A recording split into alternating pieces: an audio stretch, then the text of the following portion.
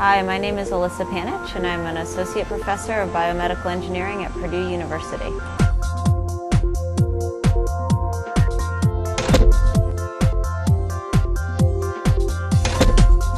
We really want to add to the knowledge that creates something that improves human well-being. My laboratory is very interested in trying to learn how we can use synthetic materials, so polymers that many people think of as plastics and rubbers, and how we can learn from biology to make these materials behave in some way within the body. We're interested in helping people who have spinal cord injuries repair their spinal cord to improve some of their bodily functions.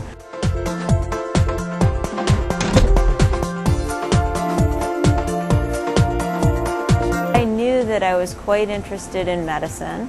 But I really liked chemistry and materials and science and engineering.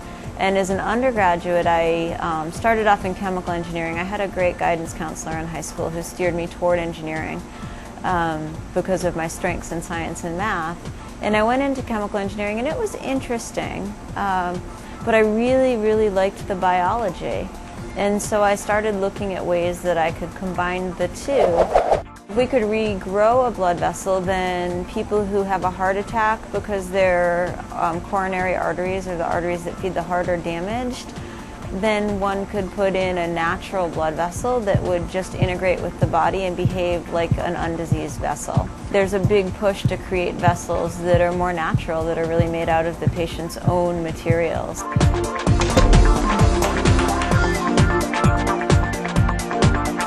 In a lot of ways, biomedical engineering is very exciting. Not only do we work on improving human health through engineered materials and devices, but it's also a very broad area. So if there's someone who's really quite interested in electrical engineering and how circuits work, but they're also interested in biology, you can start to look at things like electrodes that help pacing the heart, or help with epilepsy by stimulating the central nervous system, or there are a whole host of other things that an electrical engineer can do that's applied to biology that are very helpful.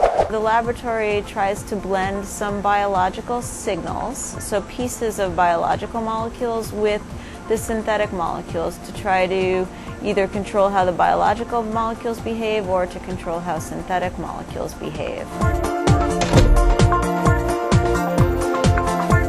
I found that learning the sciences and learning math was easier for me than, say, geography or world history or anything like that, and I really enjoyed it more, and I think we tend to gravitate towards those things that we do better.